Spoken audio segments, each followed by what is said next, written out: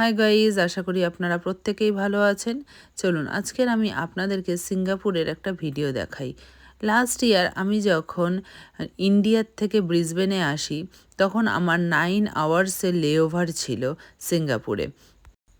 তাই আমরা আগের থেকে ডিসিশন নিয়েছিলাম যে 9 আওয়ার্স সিঙ্গাপুরে বসে থাকার কোনো মানে নেই, তার থেকে আমরা পুরো সিঙ্গাপুরটা ঘুরেই আসি। এই যে সুন্দর করে সাজানো দেখছেন, এটা সম্পূর্ণ এয়ারপোর্টের মধ্যেই।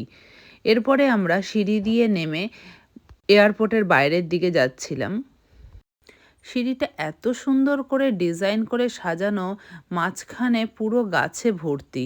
আমি সামনে গিয়ে আবার দেখেছিলাম এগুলো অরিজিনাল নাকি, গিয়ে দেখলাম সত্যি এগুলো অরিজিনাল গাছ। এই জায়গাটাও খুব ভালো লেগেছিল আমার, কি সুন্দর স্ক্রিনের মধ্যে জল পড়ছে। আর এই জায়গাটা যখন আমি দেখলাম, আমার তো একদম ওখান থেকে নড়তেই ইচ্ছা করছিল না।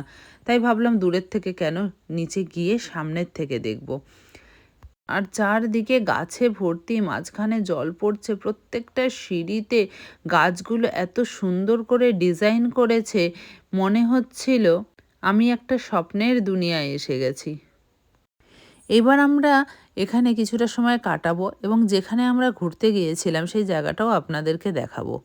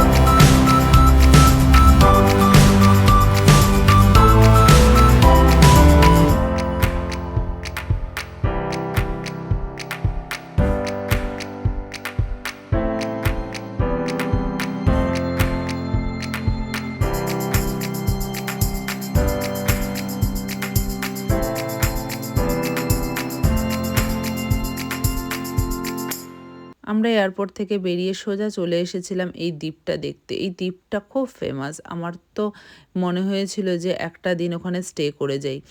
আর এত গরম ছিল, আমাদের প্ল্যানটাও সেরকমভাবে করা ছিল না বলে আমরা আর স্টে করিনি। তখন আমি প্রেগনেন্টও ছিলাম, আর এই সময় গরম খুব কষ্টকর।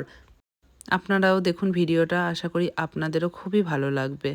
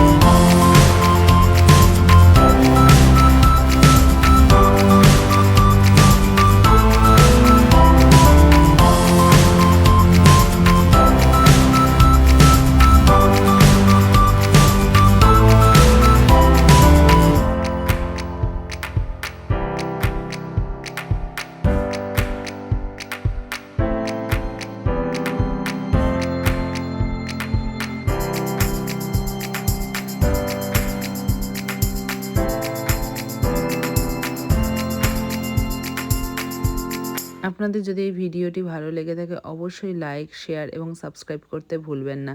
আর আপনাদের যদি একটা মিষ্টি কমেন্ট পাই তাহলে তো আমার মনটাই ভালো হয়ে যাবে। অসংখ্য ধন্যবাদ আমার এই ভিডিওটা দেখার জন্য এবং আমাকে এতটা পরিমাণে সাপোর্ট করার জন্য। নমস্কার, আবার দেখা হবে আপনাদের সাথে পরের ভিডিওতে।